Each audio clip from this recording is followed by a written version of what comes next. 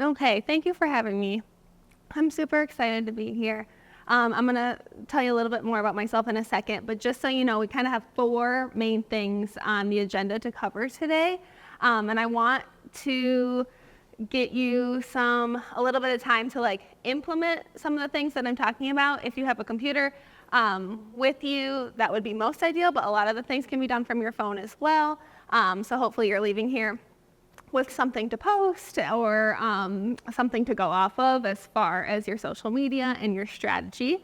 But we're going to start by doing a quick overview of the basics, kind of things that you probably already know, but I just want to give some context on why I'm talking about some of the things that I'm talking about. Who you're posting for, what you're posting, why, where you should post, how you should post, all of that. And then we're going to dive into what the heck to actually post. We're going to go through a bunch of different ways you can generate topic ideas, ways that you can make it simpler and more straightforward when you're either planning out posts or you have something coming up and you know that you need to be promoting it. I have a way that we can kind of be a little bit strategic and save some time when it comes to coming up with what to post. And then my favorite topic with social media is the time-saving tips. So I have 5 that I'm hoping we can get to if we have time. And then last, I want to dive into a bit of an overview on low-cost paid ad strategies. That's going to help you get in front of probably 10 times more people than just posting to your page alone. So super quick, I'm Nicole. Born and raised in Lapeer, graduated from Lapeer West, and I went to Central Michigan to get my teaching degree. But after I graduated, I moved to North Carolina to kind of go on a new adventure, and that's where pretty much all my teaching experience was. I taught for 7 years, kindergarten, first, second, and third grade. And while I was in North Carolina, I lived in a city called Raleigh, and I just didn't know anybody. I didn't know the town, and I decided to get into blogging. So as kind of a side thing, after my teaching job, I was like, I kind of want to try blogging. I like writing. I like expressing myself that way. I need to meet people. I like exploring local businesses. I need to learn about what fun things there are to do here. So let's start a blog on fun things to do in Raleigh. So I started writing away, and after putting a lot of time into designing my blog and coming up with the content and writing it, I realized I was getting 2 views per blog post, my mom and my dad. Those were the 2 views. So I was like, well, I wanted to meet people and connect to local businesses and all these things. I need people to actually read the blog. So that's how I started diving into promoting it on Instagram and Facebook. From there, it grew, and I was able to attend so many fun local events, cover content for it, connect with local businesses, and my following and my connections on Facebook and Instagram grew. So then I was consulting other local businesses. I was becoming friends with them. I was helping them with their social media, getting them content, and it was so much fun. I loved it.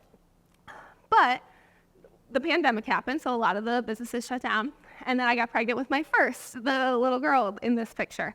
And me and my husband decided to move back to Michigan so we could be close to family and friends here. So the blog was called Recess in Raleigh, a play on being a teacher and being in Raleigh and trying to do fun things there. So that was no more because I didn't live there anymore. So we got back here, and I thought I would go back to teaching here. I did do some part-time work at Chatfield in Lapeer when we got back. And as I was doing that, I was racking my brain on how I could possibly not go back to working full-time as a teacher. I just was dreading it. And I was maybe I can try and do this actually for money because I've learned this skill. Let's see how it works out. I reached out to some local businesses. Long story short, I did not continue working at Chatfield after that first year. I was able to take this full-time, and I've learned so much. I've worked with over 100 small businesses on organic social media marketing, mostly paid ads. That's what we specialize in now. It's kind of been my journey. I started in kind of this social media 101 space, helping local businesses create content, getting it out to more people, and then started learning about paid ads and how much faster. You can get results that way. So that's mostly what we do now. But I started in this very simple 101, coming up with content, creating it, posting it, etc. So that's kind of my story. So when you signed up for this workshop, you were asked what social media platforms do you use, and these were the 4 that came up. So I just wanted to address each one a tiny bit. I will say it was Facebook, Instagram, LinkedIn, and TikTok. I will say that today I'm really going to focus on Facebook and Instagram for a couple of reasons. One, Facebook was on every single person's that responded, which is good. I feel like everyone should definitely be on Facebook at this point. And then Instagram is owned by the company Meta as well. So pretty much anything you do for Facebook, almost anything, you can cross-post it, meaning with the same click of a button, cross-post it to Instagram. So if you're on Facebook, there's no reason to not be on Instagram because you don't have to do anything extra. You don't even have to go on the app ever if you didn't want to. You can simply post to Facebook and it will automatically post to your Instagram. So if you are able to get more eyes there, it takes no extra work, no extra effort. You may as well. And then LinkedIn was on a couple. LinkedIn, I'm not going to dive into too much. I half circled it because I do think it's important. I think it's a great place to be, especially for nonprofits that are looking to connect with other business owners or corporations. So when I talk about time-saving tips, I'm going to talk about how you can just repurpose what you use for Facebook and Instagram and post it over to LinkedIn as well. And then TikTok, I'm really not going to dive into, but I like to talk a little bit about the numbers super fast when it comes to these platforms and kind of what's good about some of these huge numbers and what's not so good. I always tell businesses you should be on Facebook and Instagram, and nonprofits you should be on Facebook and Instagram because of what I said and how you can cross-post the two. And because that's where everyone is. A lot of people will try and tell me no one gets on Facebook anymore, Gen Z's not on Facebook, all of these things. But the numbers don't lie, 3 billion and 2 billion. A ton of people are there, which is a good thing because you want to get in front of a lot of people. But it also can make it tricky because since there are so many people there, there's so much content being put out there that your content can have a hard time being seen by people. Since people follow so many people, there's just not enough space on their phones to get through all the posts when they're scrolling. So that's why when TikTok first came out, a lot of people were telling businesses and people you need to get on TikTok because there aren't so many people there. So when you're getting your posts up, a ton of people are seeing it. The people that are on it, obviously. And then LinkedIn, you can see is on the smaller side of all the numbers, but it's kind of the same deal with LinkedIn. There's 1 billion people on there, which is a ton, but very few of those people are actually creating posts and posting it on there. A lot of the people are on there just for their job or their resume or whatever, and they're just there to look for openings or connect with people behind the scenes. They're not actually posting things, which can be super helpful for when you do post things. It means that it's probably going to be seen by a lot more people than, say, Facebook or Instagram, where tons of people are posting all the time. Just kind of some things to consider when you're deciding where to go. My kind of philosophy is always just thinking quality over quantity and considering kind of your mental capacity and where you're at with social media. We'll talk to a lot of people that are I just feel we need to be everywhere, and I don't know how to create enough time to do TikTok and all LinkedIn and all these things. In my brain, it helps me so much if I can just tell myself, okay, Facebook and Instagram is what I have capacity for, and it's where I can put all my focus. So I'm literally just not even going to care about the other ones. I'm just going to go all in on Facebook and Instagram, and we're going to be okay with that. So that's kind of my strategy is decide what you have the capacity for, and if it's just Facebook and Instagram, start there.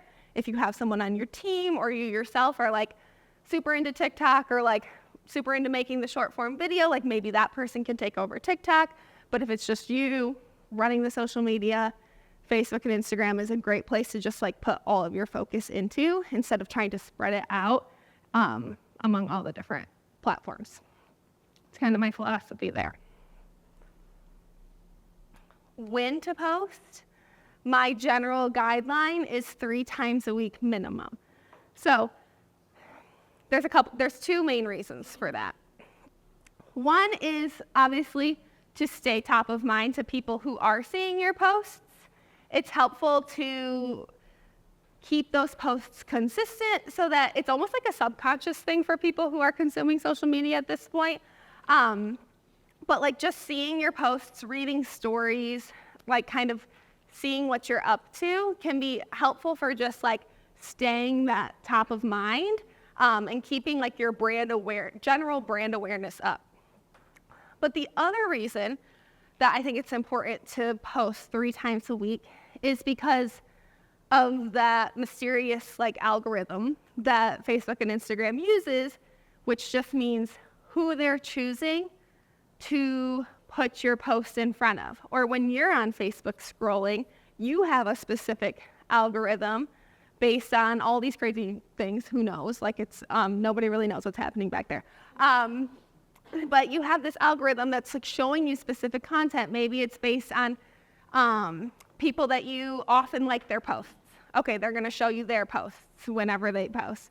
Maybe it's because you watched a video about, I don't know, like dogs swimming or something. And so like anytime someone posts about dogs, like they might show you that.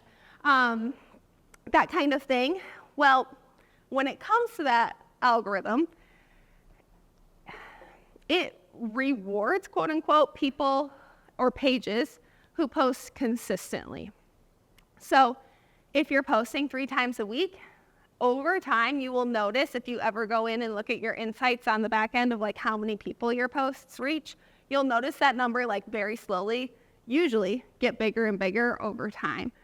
Versus if you have a page that's been quiet for a long time and you post to it today, you'll notice that your post probably isn't going to get very much reach. So, because they want people to stay on the app as much as possible, right? And the more people that are on the app and the more people that stay on the app, the more people want to advertise and pay them, which is how they make money. So pages that post consistently, meaning they don't fall off for a super long period of time, usually get their posts seen by more of their followers. So that's the other thing, is that since there is so much content out there, a lot of times your posts are only being seen by a very small percentage of the people that actually follow you. So I think lately it's like 5 to 10% of the people that follow you will usually see something that you post. And that's just because if you think about on Facebook, how many people have as friends, how many pages people have liked. If all of those people are posting, they're, like I said, they just can't scroll far down enough to see all of them. So a lot of times, especially with these like business pages that we're running, those end up, being on the back burner as well when it comes to the algorithm. They're just not pushing those out as much. But posting consistently can help combat that a little bit. Are there any questions about any of that so far? Okay, just let me know if anything comes up. When it comes to what to focus or what to post, I always like to take this strategy of coming up with 3 content buckets. I just call it like buckets, but really it's like categories, and kind of cycling through those 3 things. So when we go into what to post, I'm gonna give you some examples of what your buckets could be. But this really helps me whenever I'm working with a business, whenever I'm marketing my own business.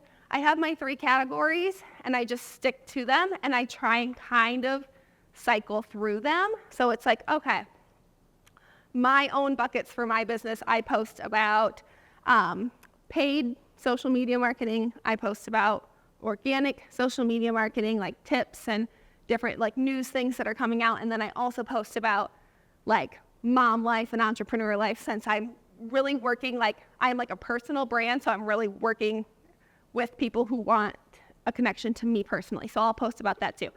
So whenever I'm like, okay, I need to post something, I'll kind of be like, okay, I've posted a lot about organic social media marketing lately. I'm just going to go to a different bucket and post about that. Or I haven't posted about anything in like mom life lately or anything like that. I'm going to post about that. So it's kind of like an easy way for me to think about what should I post about next. And then my page isn't like too chaotic posting about all these random things that randomly come to mind. I'm just kind of focusing on my 3 buckets. So yeah, these are my 3 buckets.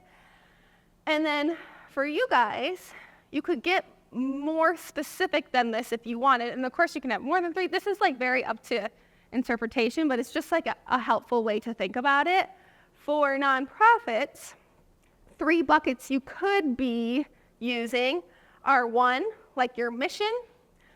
The second one could be more of a focus on like donors or volunteers, like the people that help you with that mission and that you need to support you. So you want that to probably be one of your focuses. And then 3, like current happenings, events coming up, campaigns that you're running, that kind of thing. So if you kind of cycle between those 3 things, it helps give you an idea of what should I post next if you don't have anything. And then of course there's going to be sometimes, okay, we have this big event that we really want to push. Of course, when you post 3 times a week, you could technically be thinking of it like, okay, maybe we do one of each week.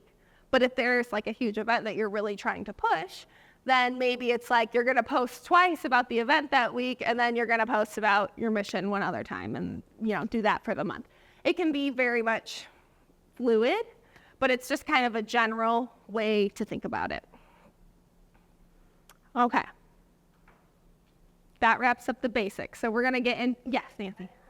Yeah.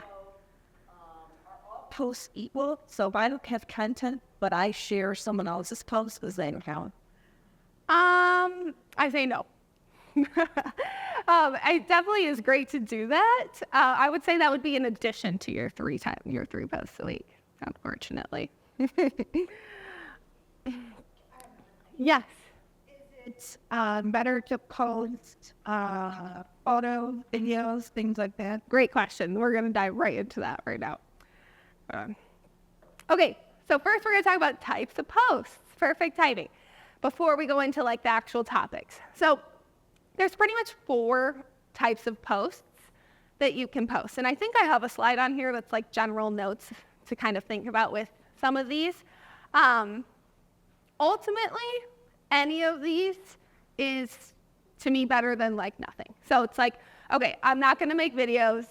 I'm not going to make these graphics. Like, we're just going to do photos because that's easiest. I think, okay, that's fine. But generally, it's good to kind of change it up a little bit because each type of post is going to kind of speak to a different type of person.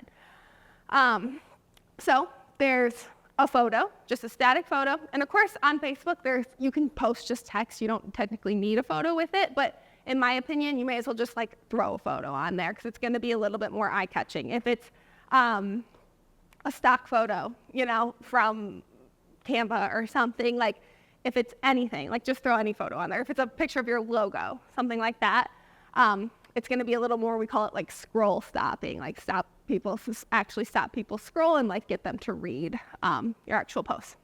So you can do a photo. You can do what I call a graphic or a static graphic where, you're just making it like a color background. You're putting some text on there, hopefully like a picture, and it's kind of explaining what event you have or something that you're trying to promote. You can do a video, or I call it a reel because that's what it's called on Instagram.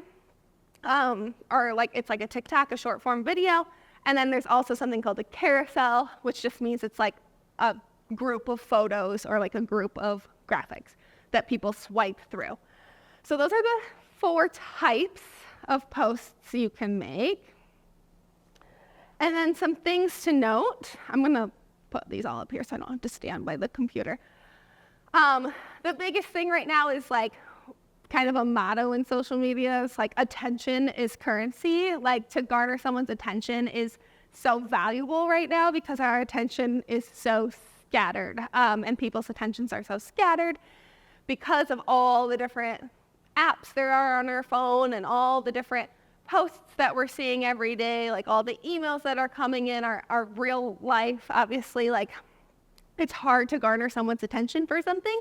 So when it comes to social media, if you can grab someone's attention, that's the first step. You want to grab their attention. And video right now is king in grabbing attention on all platforms. So a lot of times, like certain types of posts do better on certain types of apps. Like when Instagram first started, it was like a photo sharing app. You always wanted to post a photo. When Facebook started, it was really just like text, like writing app. But when TikTok came along, it blew up so fast and it did so well with this short form video that all the apps tried to copy it and, wanted to copy it and made video be like the biggest, baddest thing that there is. So in the end, video is like huge right now. So I want to talk about easy ways that you can post like short, eye-catching videos that aren't like doing any crazy video editing or anything like that. So like I said, use photos whenever possible. If you can use photos of real people, that's always like kind of a subconscious thing where when people see an actual photo of real people doing something, they're kind of like, oh, what's that? And then you can use graphics, but when you use graphics, my tip is always keep it as simple as possible. We have a whole part later talking about how to create graphics, super easy graphics. Like I said, good to change it up just to garner attention from different types of readers, and that sometimes certain types of posts perform better on specific platforms, but they can all be repurposed to all the platforms. So if you're posting a photo on Facebook, like I said, if your Instagram is linked, we'll make sure that you know how to set that up. It will automatically go to Instagram too. And then you can also take that photo in the caption and put it on LinkedIn. You can technically take it and put it on TikTok and it'll just like show as a photo, like in a video format, almost like a photo slideshow, but even if you just have one, it technically works. It's not what the app's for, but technically you can put it there. Okay, we talked about that. Okay, so going back to the buckets. This is kind of how I think about things. I have my buckets for the topics, and then inside those buckets, I like to come up with ideas of what to post. So a lot of these ideas that I have here can work in each bucket. So the first one I put is always storytelling, which I know can be complicated if you're working in like a sensitive area or like something that's confidential, but anywhere that you can tell a story, even if it's about a volunteer and how they came to work with your organization. If it's about you and like a personal story you have that is connected to the organization. Anytime you can tell a story, it is going to go so much farther than just saying like, this is who we are and this is what we do. Because storytelling really resonates with humans, with human beings. Like anytime they tell they read a story, it's just so much more memorable and more touching, right? So anywhere that you can tell a story is great. If it's about an event and you want to tell a story of something that happened at a past event that was like that, people are like, oh, interesting, and it's going to make them actually remember and be actually thinking about this event going forward. Other, ideas, inspirational quotes, news stories, memes that could go under any of these. Promoting your Facebook event page. So if you're having an event, I highly recommend making a Facebook event about it, and then you can promote that in an actual post. Doing event recaps, that's a great place for a video to come in if you have some video content from an event. Doing staff spotlights, another great place for storytelling. If you have like a headquarters or a center that you operate out of, doing tours or even just pictures of it can be super great. Specific call outs. Oh, this is one that I love for nonprofits. Specifically, when you're thinking of strategically using social media and you want to get some support somewhere, a great way to do that is to ask for something that isn't like actual money, because what I've learned is that with social media, obviously the more that you ask for, the harder it is to get. But if you start like low, kind of lower level, even asking for advice or something like that, it's kind of like a step into the doorway and can lead to bigger things down the road. It's a step to getting like a stronger connection with someone, which we all know can lead to bigger things down the road. So if you can ask for specific types of donations, advice about something or thoughts on something. People love to give their advice and thoughts on things on Facebook, so you can definitely do that. And it just is like a way to get people to engage with you, which just like kind of starts a connection and kind of opens that door. And then like donor or volunteer appreciation posts. Can you tell a story with it? I always come back like, can we tell this story some way, somehow? We don't have to put in any crazy details. Obviously, we don't have to put people's names. Can we just say, this was a person who was here and now they're here? Kind of show a transformation. Okay, I'm gonna see if I can pause this video really quick. Okay, so when it comes to creating short form video, I have a 4-step process. And the biggest thing is that when you are out in the field or at an event and you're able to take pretty much just like anything you would take a picture of, if you're able to take a video of it too, it can be 5 seconds long. Like I can just kind of pan across here and it can be that simple. Instead of taking a photo, take a video. We call it B-roll footage. So it's not like you're, producing a movie or anything. Like it's just something that's happening and you're just kind of taking a quick video of it. Anytime you can do that, do it, because you can use it for a short form video to post to your page, and you can use it over and over and over again. You can use that same background video and put different text on top to turn it into a bunch of different videos. So step 1 is always to collect the B-roll footage. Like my camera roll now is like almost no pictures, like it's like all videos. And I can pause the video and take a screenshot, and then I have a picture too if I want a picture. So then once you have your footage, you upload it into Instagram or the Facebook app on your phone. And, or you can use like a different video editing app, but to me, this is just the easiest route. You write some text on it, like, heads up, our next event is this date, hope to see you there. Like it can be so simple.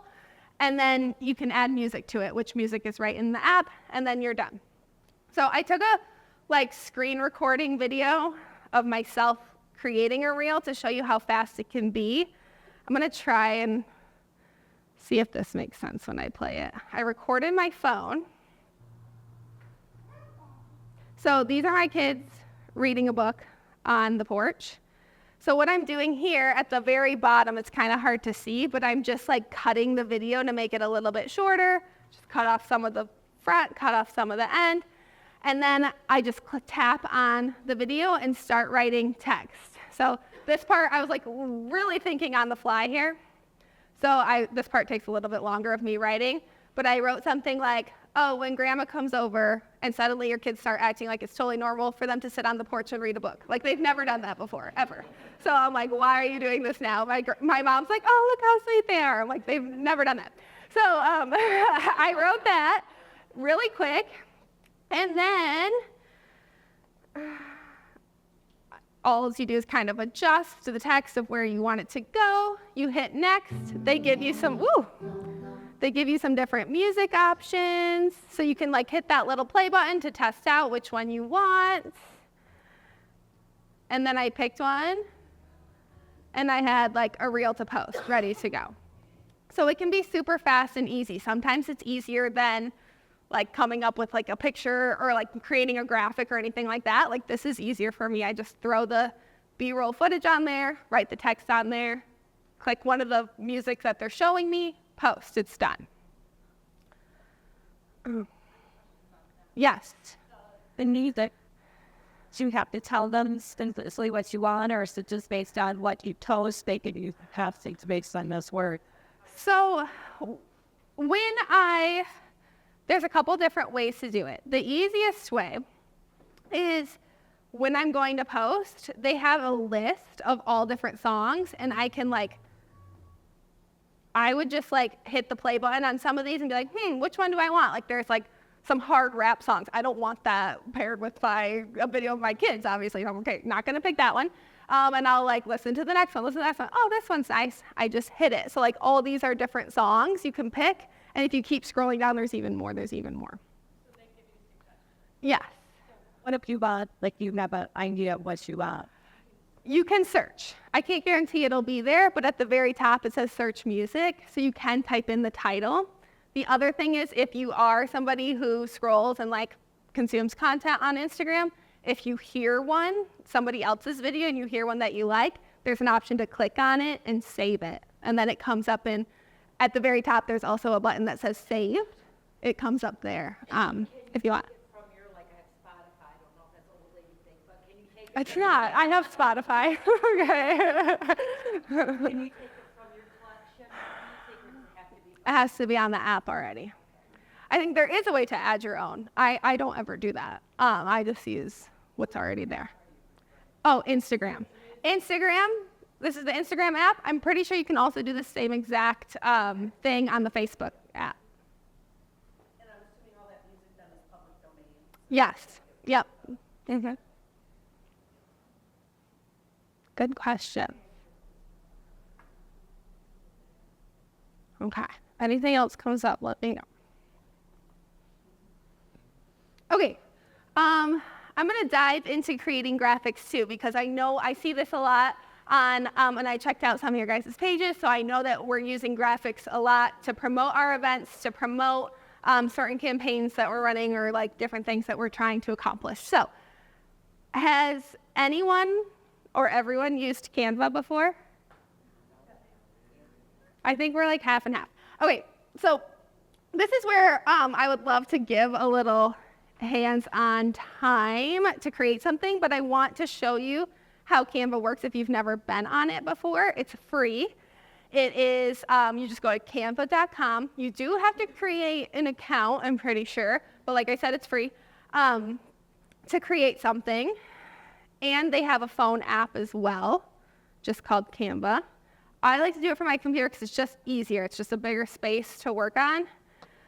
But when you come in here, the biggest thing with Canva, for me at least, is that you don't have to create something from scratch. They have a ton of templates. So it's just about knowing what to search for to find a template that you can delete the words out of that they have, and you can put your own words on there, and you can put your own logo on there, and things like that. So if you have like a holiday event coming up, you could type in, this is going to be really small, so I'll tell you, holiday event.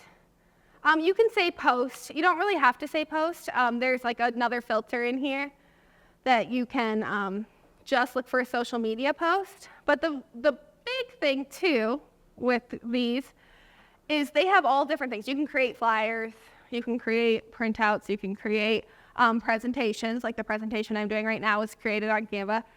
But for posts for Instagram and Facebook, I always like to use the square size, like the perfect square. So they call it like a 1-to-1 ratio. So because on Instagram, on your page, it's only going to show in the square. And like I said, I do everything so that it can be used for both at the same time. I'm not like creating two different size things and posting them separately. I'm just creating for Instagram first because that's the one that you need a more specific size for, which is the 1-to-1. Facebook, you could technically do like a rectangle either way, but it'll show up as a square on Facebook and that's fine. So I'm always looking for the ones that are squares, or you can change it. I do have the paid version of Canva, so I always have to check myself on which kind of features are available for paid versus free. If you were interested in the paid, I'm pretty sure it's like $100 for the year, $120. I think we pay $121 or something. Yes. That's the money your organization Yeah. spent, because Anything that you see there that has a crown in the corner means it's only available. paid, and Yeah.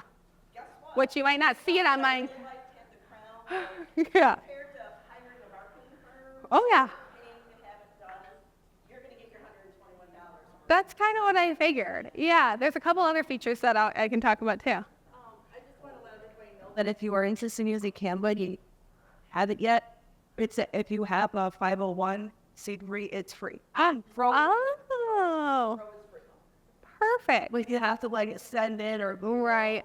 them your, I scanned just a copy of our, Oh my gosh, that's amazing. and vote around it. So Pro and everything is free for a nonprofit and do you a little bit of Amazing. Yeah, I definitely recommend it. You can definitely get by on the free option, but the paid one's so much cooler. So, I'm going to go into one of these just to kind of show you for people who haven't used it before. So everything on here is changeable. So, let's see. Let's say that you are promoting like an angel tree event. You can like put that in here. You can say like adopt a family for Christmas. If you don't want certain things in here, like you can delete it out. You can change colors. So that's up here. If I wanted it to be like red for Christmas, that didn't change anything. I'm gonna delete that out. Like the background to be red. Like maybe we take this out. You can, that's the other thing with the paid too, is like the stock photos that they already have in there that you can use for free are a lot. So you might say like, I can search these photos and do family at Christmas and like put that picture in here. Change the color of the words. Like you can totally change it so that it fits your event, your colors if you have them or that's important to you. You can put your website in here, all of that. And then you can use this graphic to promote things and you can post it more than once. That's kind of one of my time-saving tips is to repurpose things. And if you're somebody like me who doesn't like the same thing to be on your page a million times, even though it really doesn't matter, you can post the same thing a million times. You could always like just duplicate this and then I like change like the colors to change it up a little bit so that there's something a little bit different. Maybe change the picture, that kind of thing. So that these ones are all in there already, like they're stock photos, but yes, you can add all your own pictures too and put your own pictures in there. So that would be in a section called uploads. The registration flyers for our events are all in Canva. I have like tons of screenshots from like putting together course material to show different things like that. Like I have QR codes, I have pictures of me like that I've used, all of that. So when it comes to a couple of general tips and rules, I think I have. Yes, please. upload a photo. Let's say you're getting it on your computer, camera, your pictures on your phone. Can you send it straight there, or would you have to log in on your Phone to get it on there and then go on your. Yeah, there's two ways you can do it. So I have the app on my phone and I have the app on my computer. So if I do a lot of screenshots, I can upload into the app, and then it'll automatically come up on the computer too. Or if you don't have the phone app, you would have to like send yourself the photo somehow, like through your email or Google Drive, save it to your computer and then upload it that way, if that makes sense. Because yeah, a lot of times the pictures are on my phone that I want to be in there, but I want to manipulate everything on my computer because it's way easier than like having to use my fingers to pinch and change things. So I always upload the photos from my phone and then go to the computer to actually change it.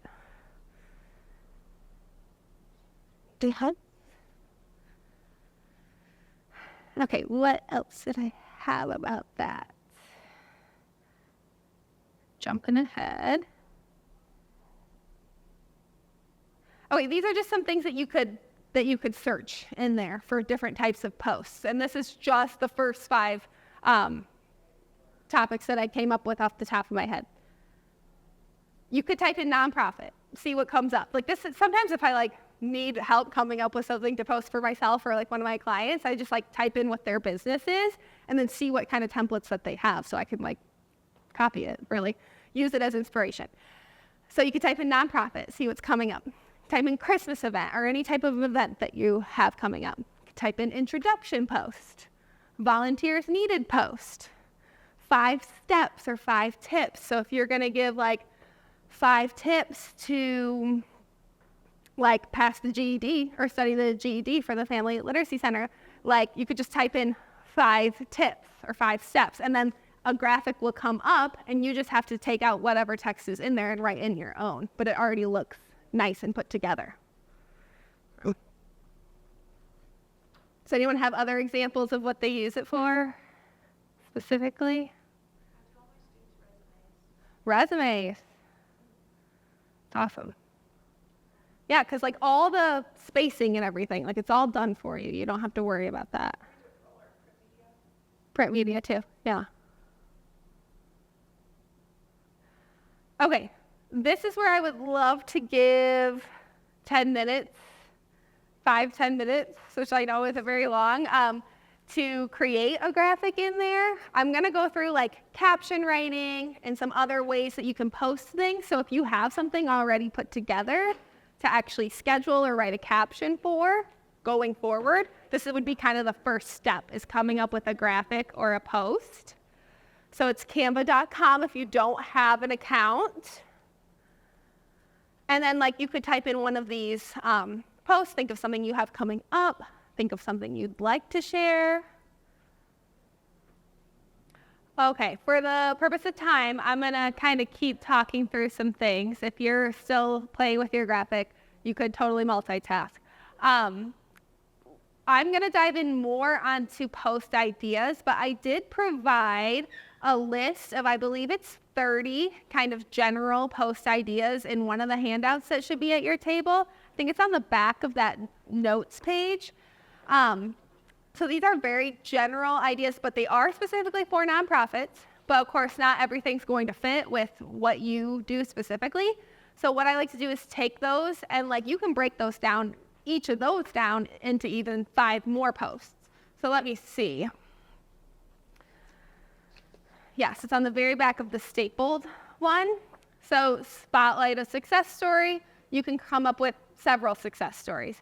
Behind the scenes look, that's where this B-roll footage comes in great. If you're working on something you're putting together gifts or like, you know, you're setting up for an event, you could set your phone up and hit play on the video and set up for the event. That's a great way to do B-roll. But all of these on this sheet all can be broken down into like 5 to 10 more posts, even based specifically on your content buckets, your mission, what you are trying to accomplish.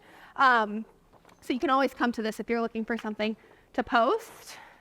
But as far as general kind of posting tips, if you do have something that you're like, oh, we want to make posts about this, I highly recommend, if you're able to have a content person like dedicated, if it's just somebody on your team, if it's one of your kids, like anything, be like, hey, can you be responsible for getting the content? If it's one of your kids, like they'll know what that means.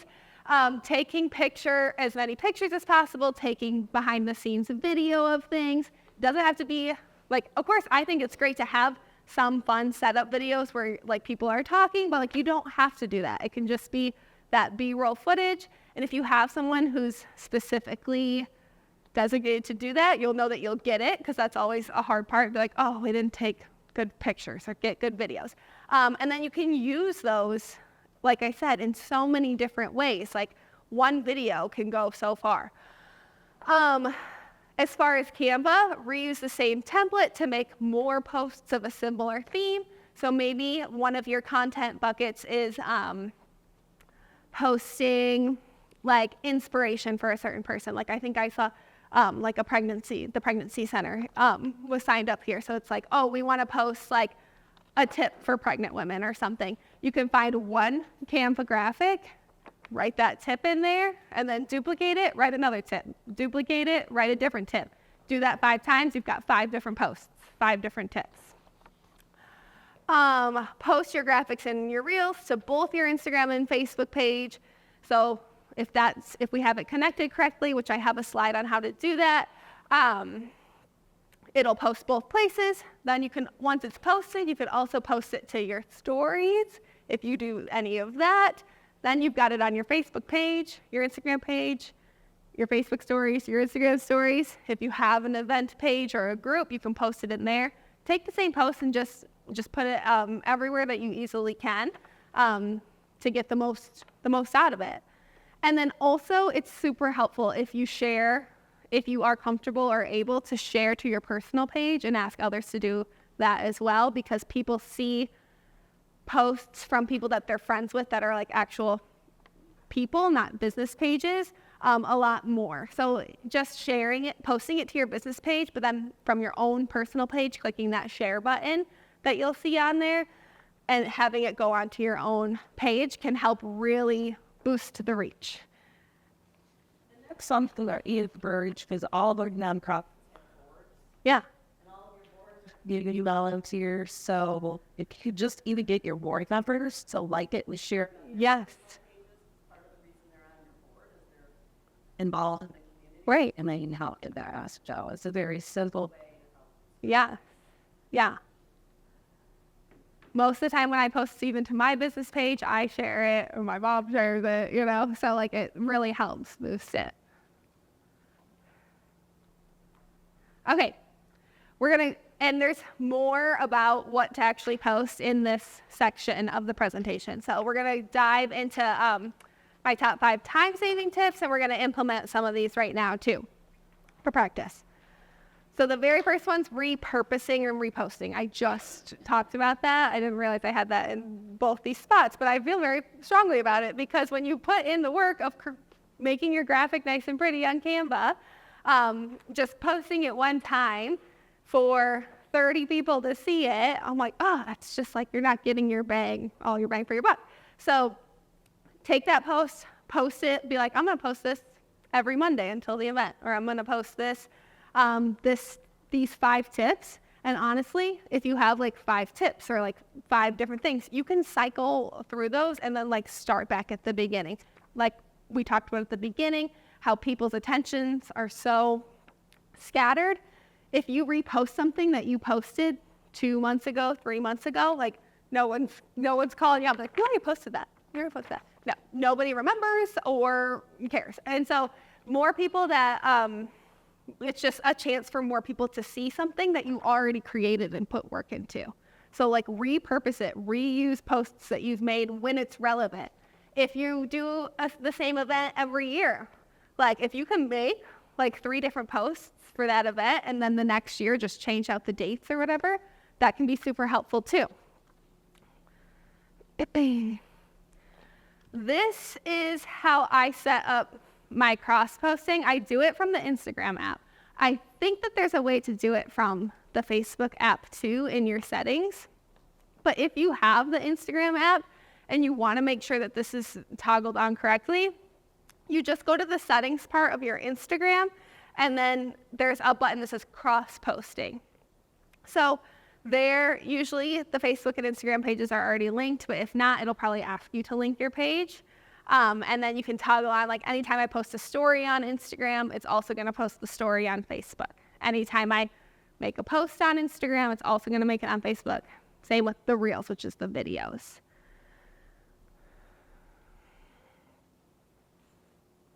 This makes it so like I know, like when I do a lot of my marketing, it's really Instagram focused since I work with a lot of like mom business owners. So like a lot of us are on Instagram. But I know that I'm also going to show up on Facebook. Nicole, maybe I'm the only one that gets confused. Yeah, I usually need my 1-year-old daughter to fix my mistake. You know, or else her probably hasn't figured it out. Do you talk a little bit about connecting your accounts, but your personal versus your company? Yeah. So like Facebook, you have to have the personal. Yeah. And then I got way screwed up with my Instagram and Facebook. Yeah. So everyone that has a business page, like you have to start with a personal, right?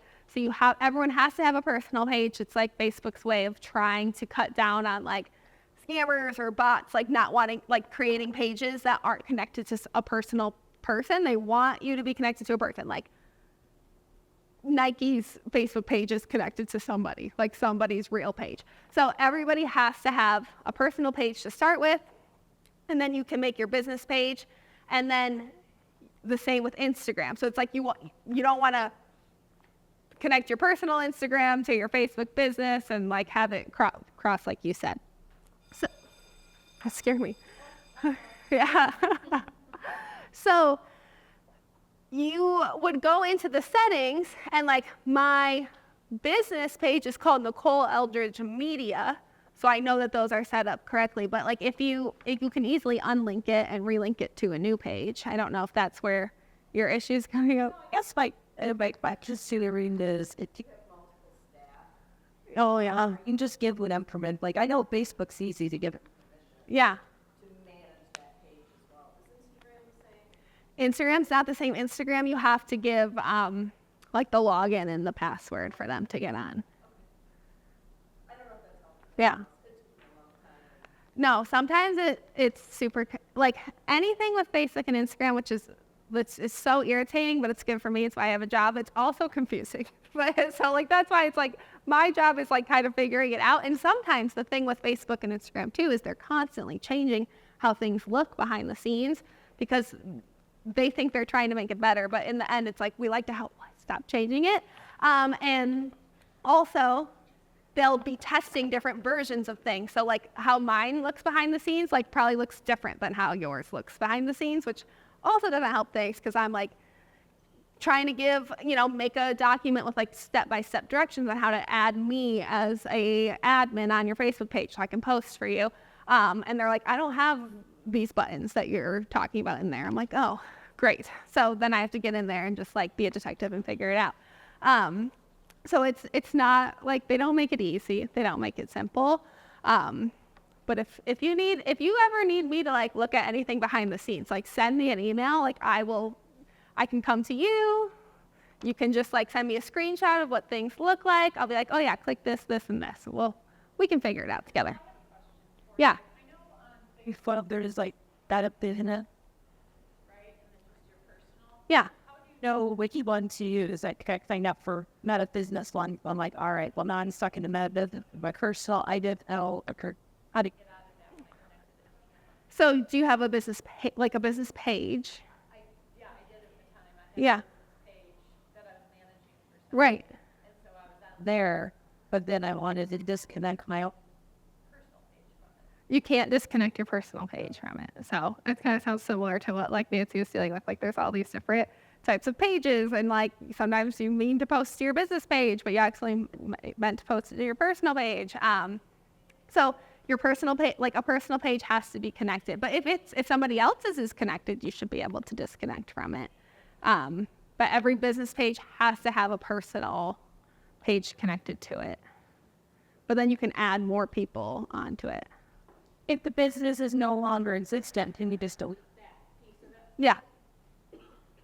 Delete that page. Do you have it? In a minute we could look at it. Oh. Yeah, there you go. That works too. Okay. This next one is where I'm going to have you kind of look at things on your page. And I put this in the time-saving tips for one reason. Optimizing your profile.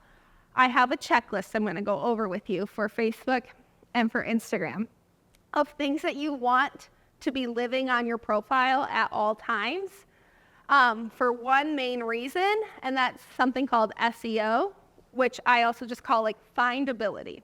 So this is a time-saving tip because it makes it so that people it helps a couple things. It helps the algorithm know who you are and who to push your content out to, so that when you are spending time creating posts, writing captions, and posting them, they're hopefully going to a lot of the right people.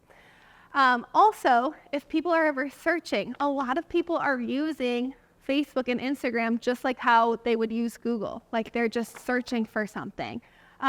If there is some sort of organization that wants to give a donation to a local nonprofit, but they don't have anyone specifically in mind, they might search like Lapeer Nonprofit in Facebook or in Instagram. And then even in Google, if you have these things set up, your Facebook and Instagram can more easily pop up on Google as well. So optimizing your profile, which we're gonna do, can be super helpful for this. So I have, for Facebook, 1, 2, 3, 4, 5 things. 2 are really focused on your location. And this is something I push for all local businesses, is to plaster your location everywhere. 1 for that SEO findability. 2 for SEO stands for search engine optimization, by the way. It just means when someone's searching something, what's gonna pop up? Is it gonna be you or not? And there's certain things you can do with your website and your social media to be more findable, to kind of optimize that search engine optimization. So plastering your location everywhere that you can is one way to do that. Another thing that often happens is somebody does happen to see one of your posts and they go to your page, and if your location isn't like everywhere for them to like be super clear on if you're local or not, sometimes you might lose them. So you want to make sure your location is in your About section. Another one is the cover photo. I want to show you what that is just in case. And also this is going to show that my stuff isn't even optimized for my checklist, but also I serve people all over the world. So I do have my location here just to kind of like anchor me somewhere, but your cover photo is this part at the top. This is another thing you can use Canva for. You can type in Facebook cover photo and a template will come up. And this is a great place to have like some pertinent information, like if there's an email that's good, if there's a phone number that's good to reach you at. You can put a certain call to action if you're looking for something really specific when people land on your page.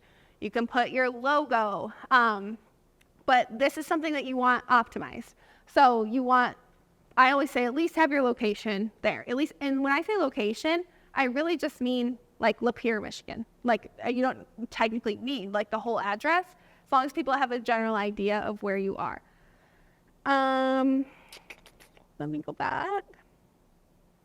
Well, this one I wanted to touch on before I set you free to like check for these things on your Facebook. When I say the link to the path of least resistance, this could be something that's different than just the homepage of your website. So when you're putting a link somewhere, technically it's great if you're pushing different things at different times. It's great to change that link out based on what you're pushing. Like if you're really looking for volunteers and there's a volunteer sign-up form that they need to fill out, it's great to put that link in there because when people land on your page, they can find it easily, like if they're adventuring off of that post. Because a lot of times that's what people do.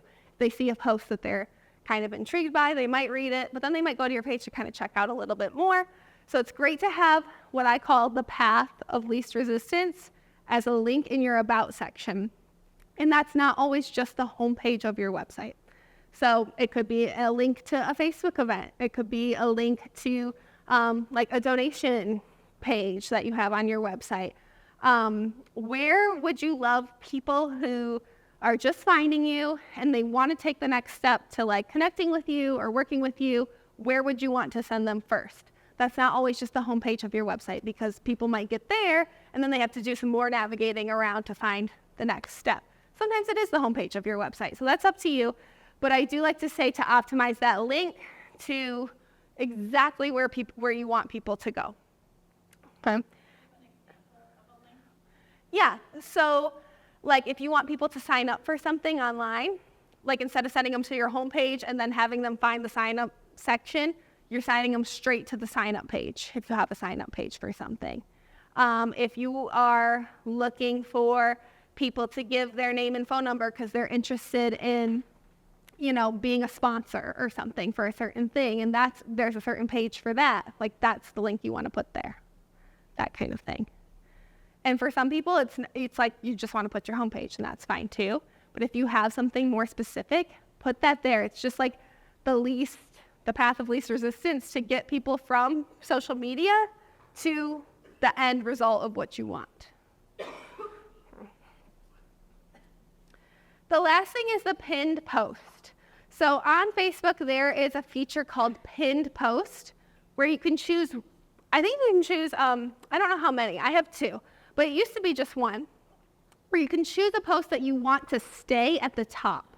So whenever you're posting, like the newest post is going to come up at the top, and all the other posts are going to be pushed down.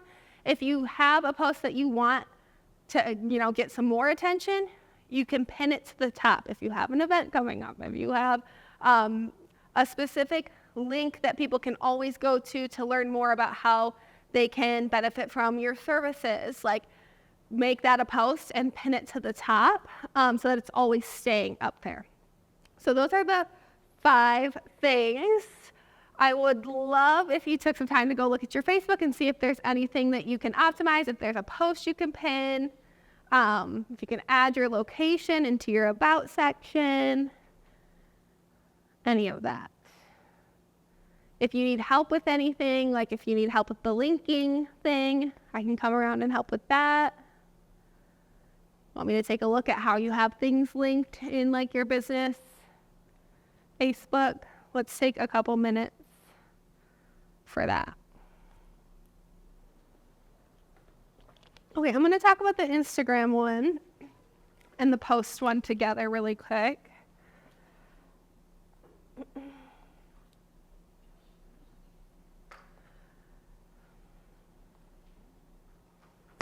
To optimize your Instagram profile, it's pretty much the same things. You have like a bio there that you want to put your location in. You have a place to put a link. The other one, though, that I like to always point out is that you can change the way your name shows up on Instagram. And I don't even mean like the handle part, like the @ whatever your username is. You can always change how your name shows up. And if possible, I love putting the city name in the name. Let's see if I can show an example. And even if it was Lapeer Nonprofit or Lapeer What You Do, because it helps, again, with that searchability and findability. So I'm going to go to my Instagram.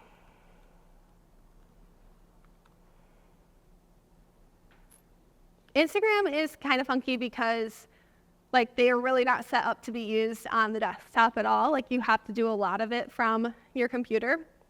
But my like handle technically, or like my username on Instagram is Nicole Eldridge _ads. But my name, I wonder if I can show up. Is Nicole Eldridge, and then I put this dash just to separate, but I put Facebook Ads Expert because I'm looking to show up when people search for somebody who knows Facebook ads. So if they type in Facebook ads, that like it helps me show up higher on the list. So whenever I'm working with somebody who's like local, I say always put in your town name, because I go on Instagram and I might be like, Lapeer hairstylist. Like when I first moved back here and I didn't have anybody. If somebody's going on, even on Google and typing in Lapeer hairstylist, like your Instagram link can pop up there. So if you can change the name to have like your actual nonprofit name, but then like your town, even if it's just Lapeer or if it's like Lapeer nonprofit, whenever people are searching, it's going to help with that findability. And you can change this. It's like you can't go in and change it every single day, but like changing this isn't that big of a deal. Like you can change it up, change it back, whatever, if it's a big deal. I think it's like they only let you do it like every 14 days or something, but I've played around with it. I want to dive into the post one to tell this story. But I also provided a checklist for your posts. So each time you post something, these are the 4 things that I like to have.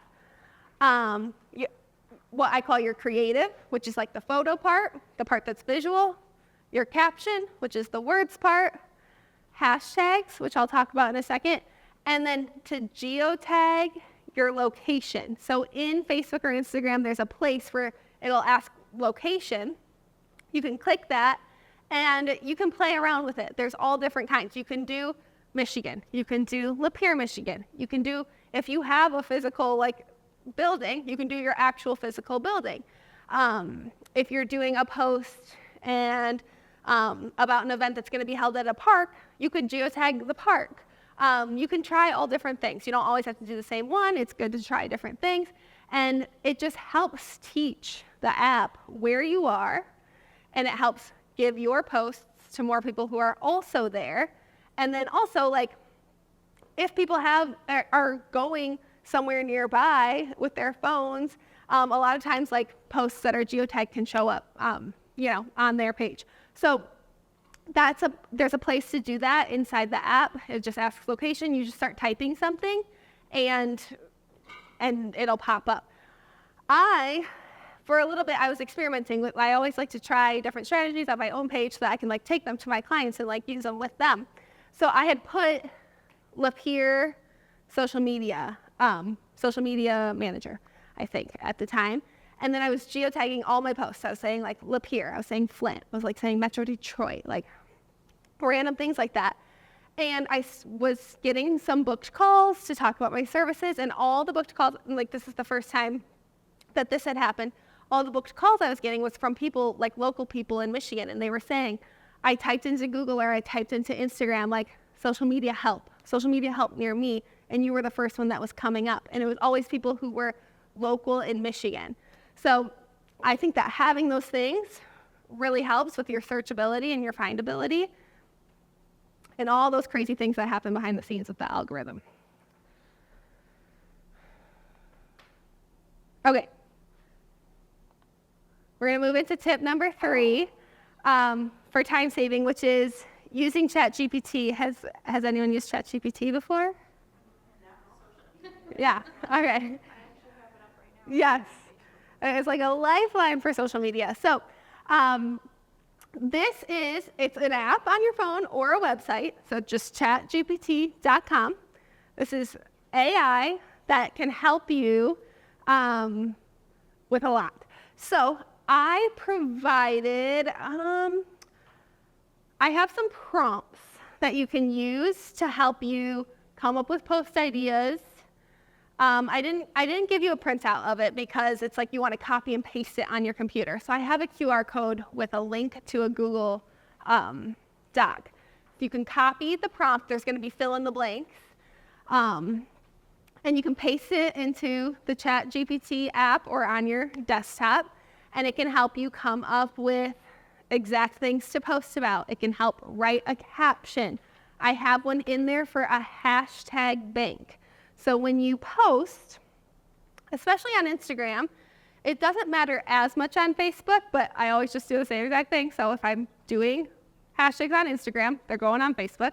I'm not taking the time to delete them out or anything, even though they're not as useful over there. It's fine. I can just have hashtags. I always use the same 5 to 6 hashtags in all my posts. Another time-saving thing, so I can just copy and paste them. So I use what's called like a hashtag bank, and you can use ChatGPT to give you those hashtags to use. A lot of times, I'll show you the prompts, but a lot of times I like to put location in there and a couple other things, and I just use those every time. And it's just another thing that helps with the findability and the algorithm, like categorizing your content, knowing what kinds of things you're posting about and who might be interested in seeing them. So if you wanted, let's see. Oh no, better plug it in. If you wanted to pull up the Google Doc, you could. I think this works. I just remembered that they weren't working at one point and I had to switch them out, and I don't know if I switched out the right ones. Yeah. You could pull these up, and then you are able to copy and paste. Let me plug this in.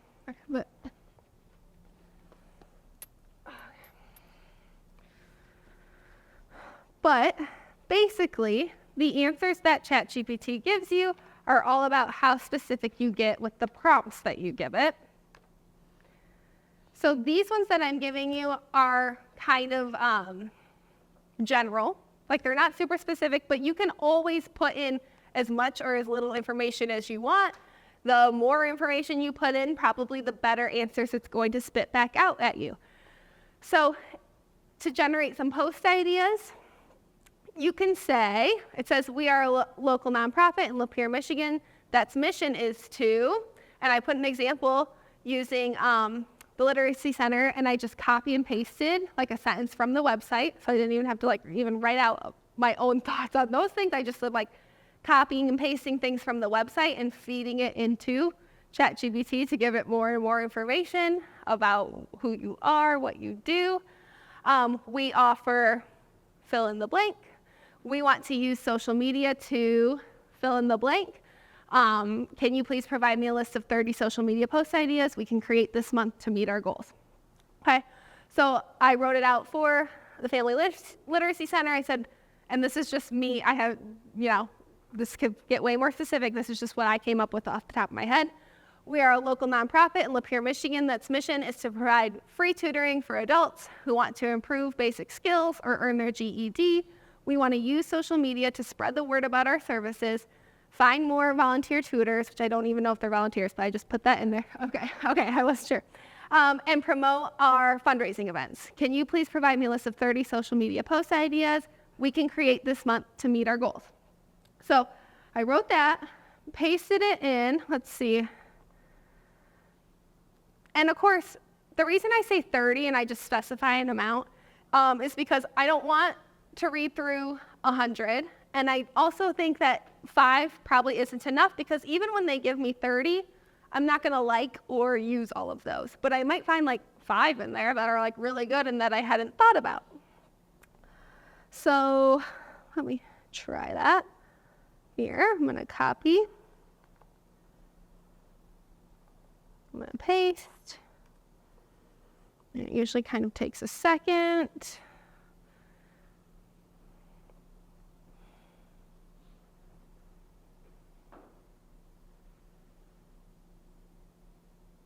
And I used this to get your 30 like posts that you have. I think I put in like, give me 30 social media posts for nonprofits. So a lot of these will probably be similar, but they also have more specific ones. So they have client success story to meet the tutors, highlight one of your volunteer tutors with a brief introduction and their passion for helping the community, do a tutoring benefits post, and it just gives a little bit more context on what you could write about in there. And if you wanted so it actually even separated it out. If you want to raise awareness for free tutoring services, here's 10 posts.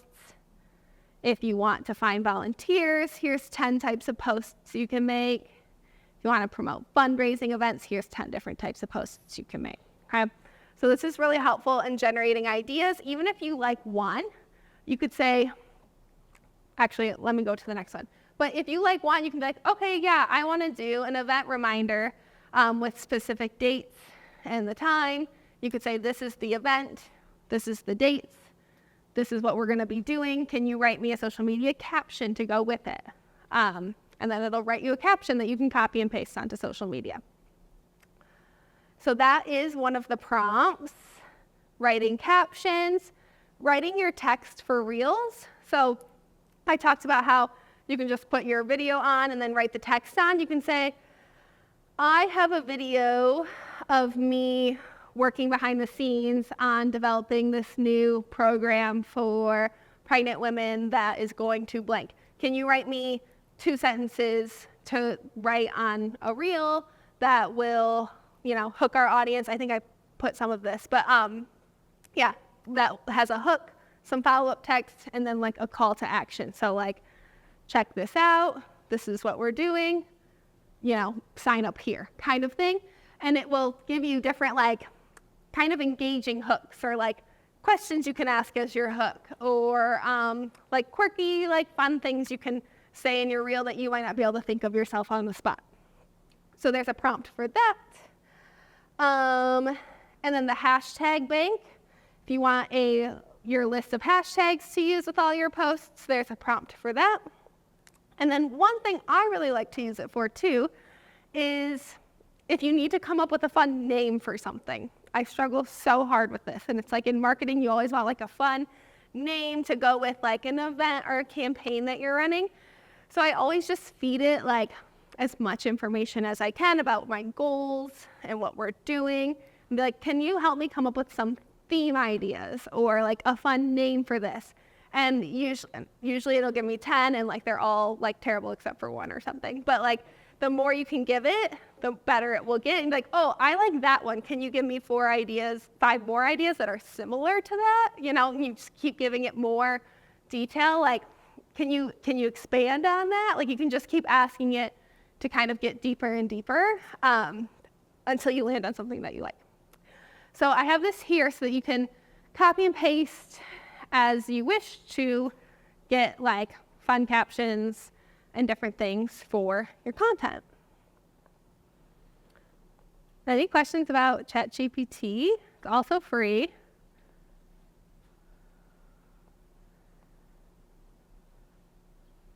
Okay, I think there's just 2 more things. So the last 2 things are using a content calendar and scheduling your posts. So I'm pretty sure I have this linked for you too. If not, I'll make sure to get a QR code up here. But this is like a template that I use for a content calendar. So it's just in Google Sheets, so you don't need anything extra. I have sections for each thing that I need for my post. The biggest ones being like, what is the actual post gonna be and what's the caption gonna say? And this helps because for me, when I am creating posts or creating ads for 6 different businesses, I can't be sitting down and being like, what post am I going to put up today for this business? What post am I going to put up today for this business? What post am I going to put up today for this business? And then repeat. It would just take way too much of my time every single day.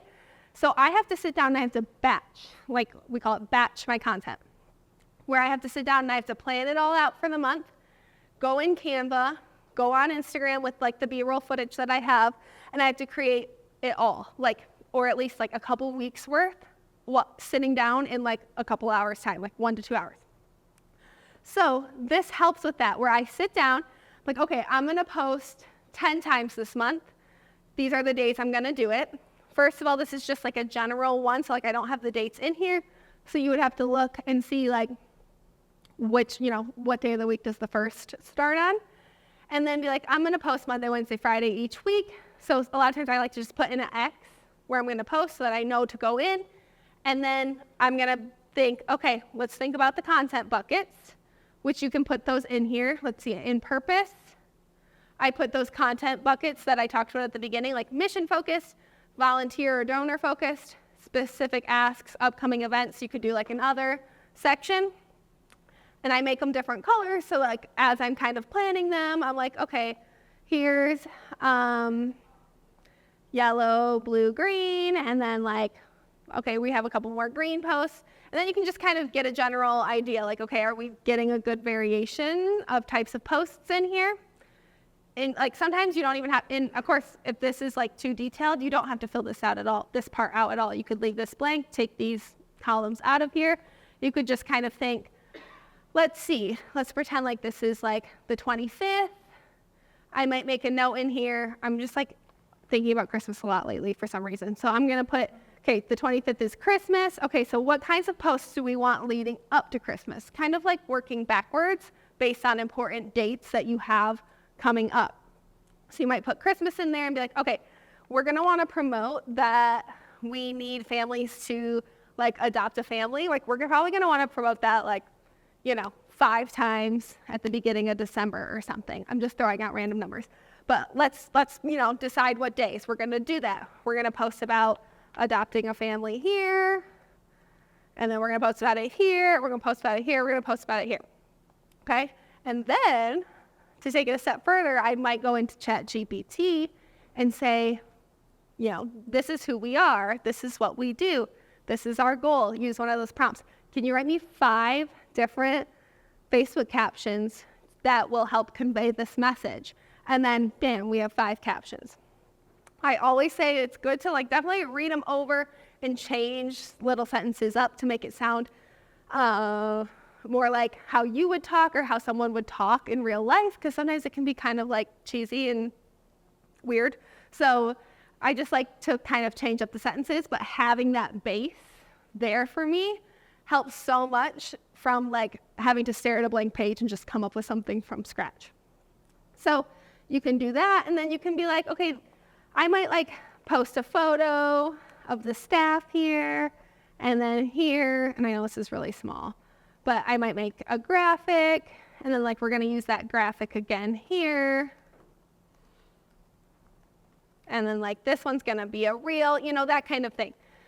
So I plan it all out on here. I get the captions, especially if you work with a team who's gonna help you. Like I like having this like status box, and you can change the different emojis, but it's like, okay, the green check means like the post is done, the caption's done, it's ready to be posted kind of thing. So as I'm working on content, I can come in and be like, okay, what do I need to work on? I need to make this graphic, or I need to write this caption. And then once you have it planned out and created, you can go use Facebook to schedule out your posts instead of posting in real time. So does anyone use scheduling for their posts? A couple people. So this is where the business part comes in. If you go to business.facebook.com, it'll take you to something called the Meta Business Suite. Of course, I have to re-log in, and it's probably going to make me verify. And that just shows up on my left hand on my page. Oh, it does? Yep. So what if I'm on the Electronic Community Nomination page on the left, it will say Meta. So you don't have to log into it. Perfect. Yes. Let's see. 308594.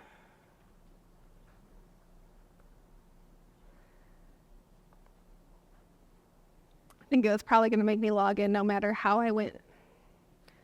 So I've got a lot of, okay.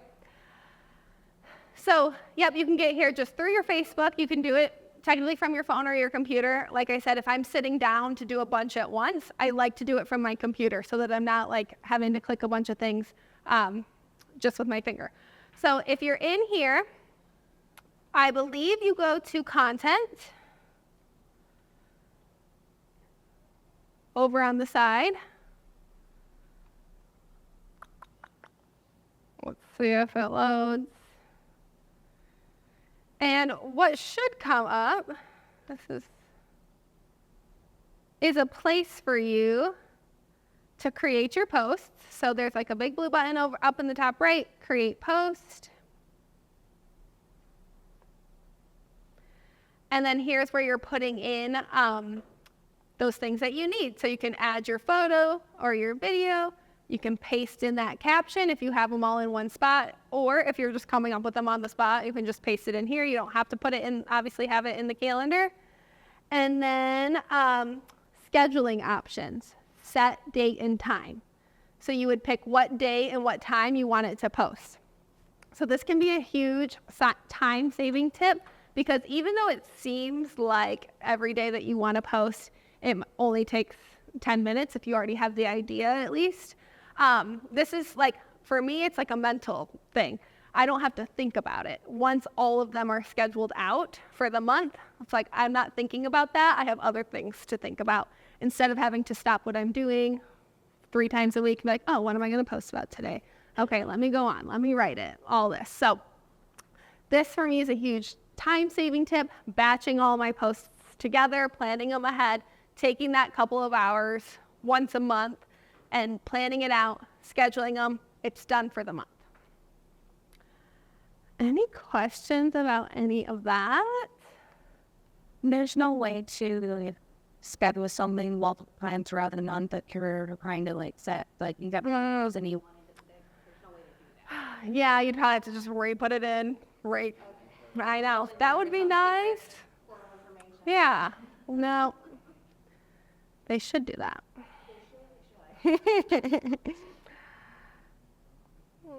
See.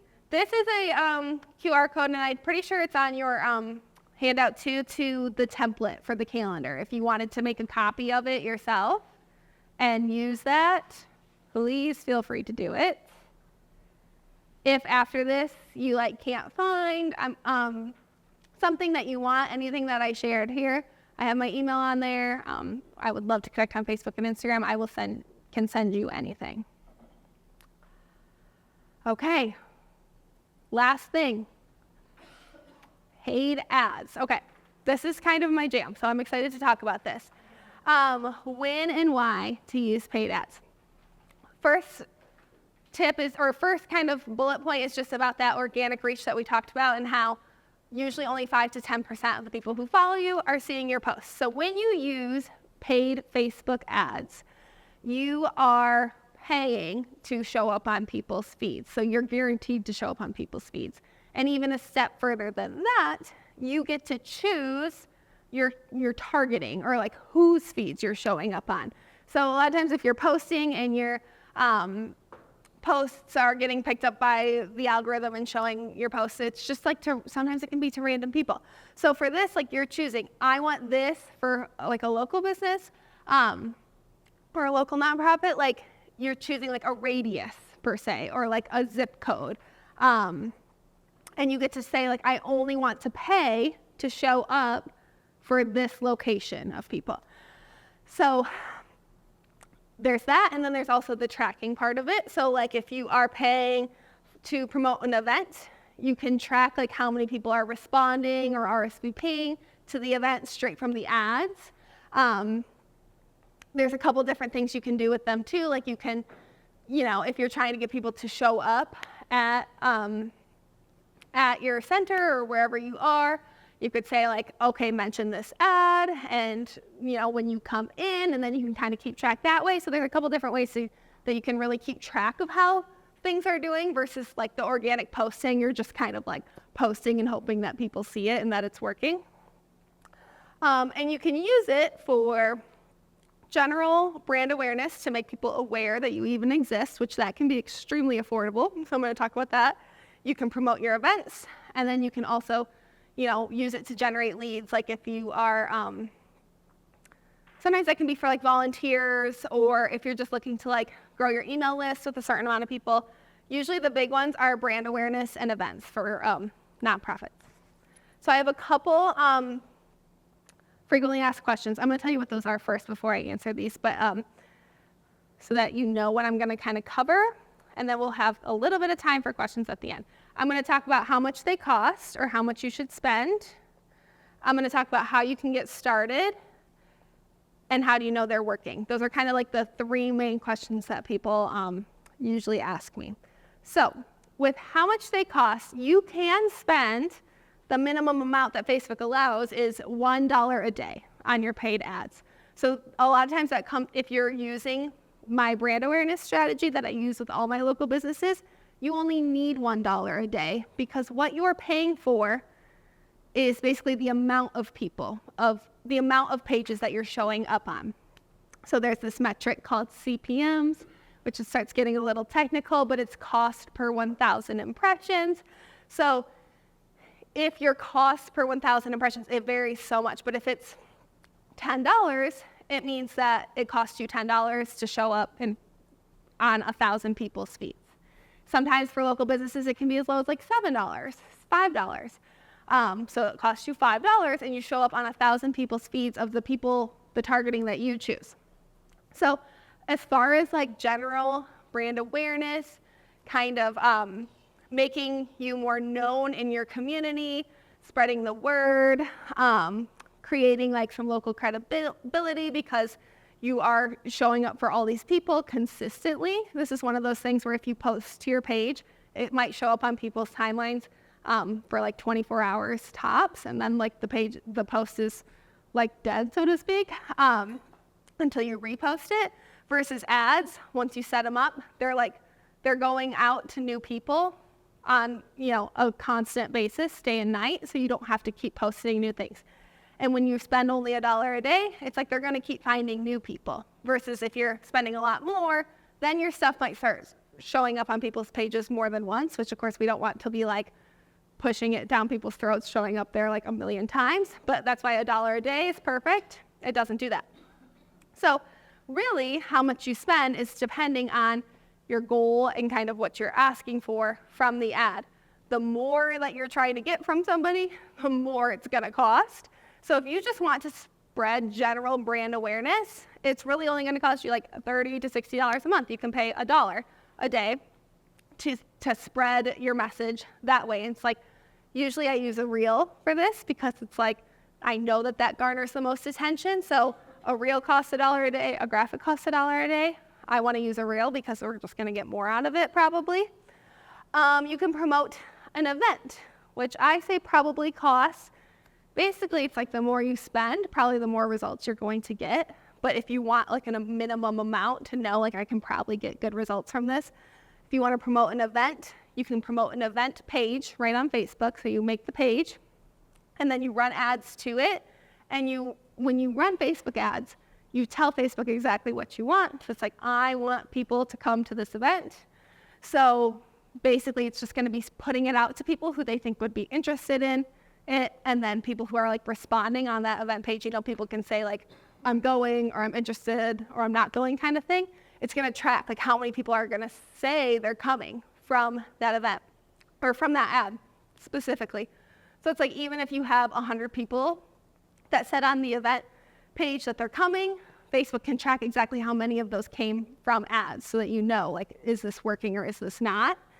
And this can be great because when you have a Facebook event page, you can post inside of it, and that shows up for people who have RSVP'd. So it's just another place to like get visible for people who actually are interested and want to come to the event. Because we know when we're hosting an event, we have to stay top of mind so that people actually come. And then also you can like generate leads or recruit volunteers if that's something that you have like a set budget for. This could be a great way to do it because you're going to get in front of people. To get started, you kind of need this little tech stack, kind of like we talked about how you need the personal page, you need the business page. You can't run ads from like a personal page. You need that Meta Business Suite or Meta Business Manager account. And then inside your Business Manager account, along with like your Facebook page and your Instagram page, you also have an ad account that, in settings, you have to create it. And once you have that, you can run your ads. And then how do you know they're working? There's like some very straightforward ways, like obviously brand awareness. A lot of times people start running these $30 a day and they start hearing from people like, oh, I just learned you existed, or, oh, I've been seeing your stuff everywhere. And it's funny because people will be like, they're telling me that they see my stuff everywhere, but all they do is post on Facebook and Instagram. I'm like, that's everywhere for some people. But they're just seeing it more than once. So they're like, oh, I'm seeing you all the time. And the thing is, even for your $1 a day, you can put more than one post under that. And then Facebook will feed them all out to different people. And then if somebody's already seen one, they'll feed out the other one to them.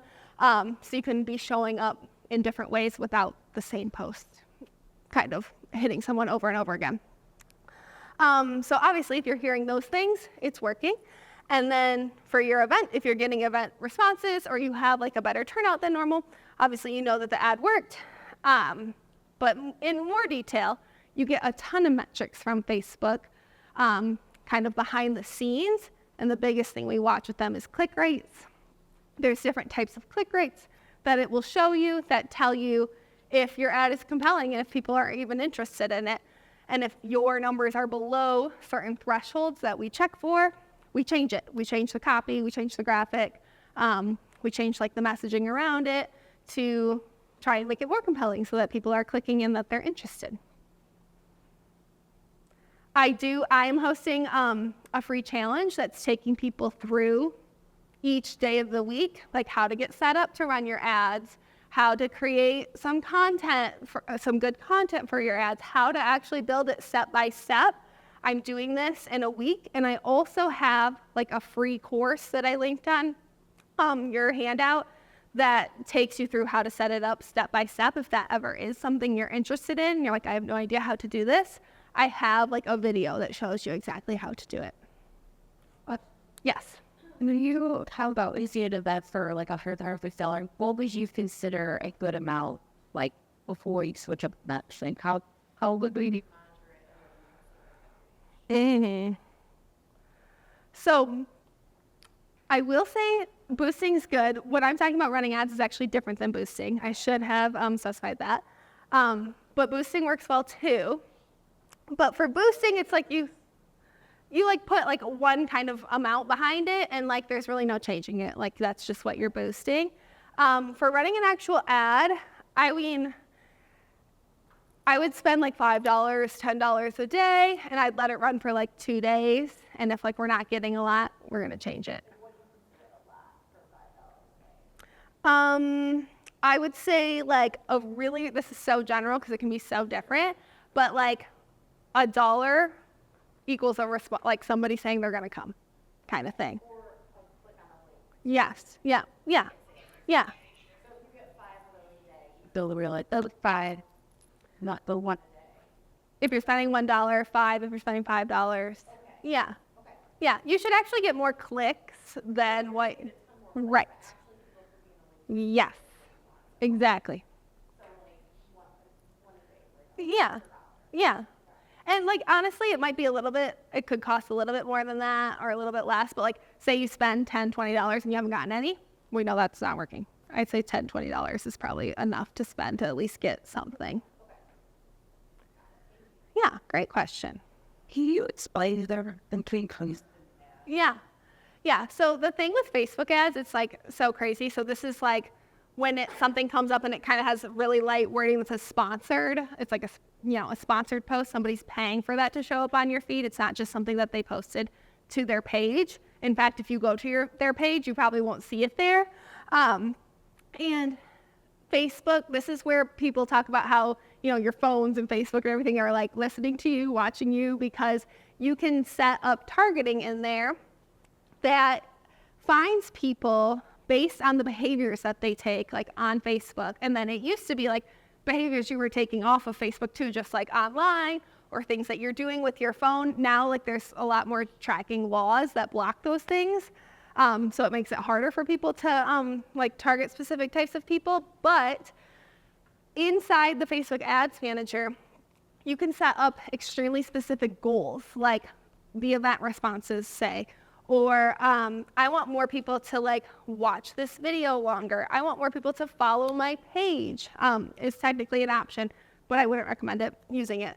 All these things versus boosting a post is just they're not going to take any of those goals into consideration. They're just going to kind of like blast your posts out to some more people, which can be helpful if you have a post that people are resonating with. It can be helpful, but in the end, the way that like user behavior works on social media, a lot of times just seeing a random post that's not targeted for you, like they're usually just going to look at it, maybe they'll like it, and then they go on by. So a lot of times boosting posts results in like more likes on your event or on your post versus running the actual ad can result in more actual responses to your event. So it's basically just more detailed. There's a lot more options behind the scenes of running the ads. Okay, guys. Whew. I know it was a lot. Any questions? I'd love to stay in touch. You are free to email me, message me on Instagram or Facebook. Otherwise, that's all I have for you. I will stick around if there's specific questions, but thank you so much for having me. I loved doing this, getting back to my teaching roots.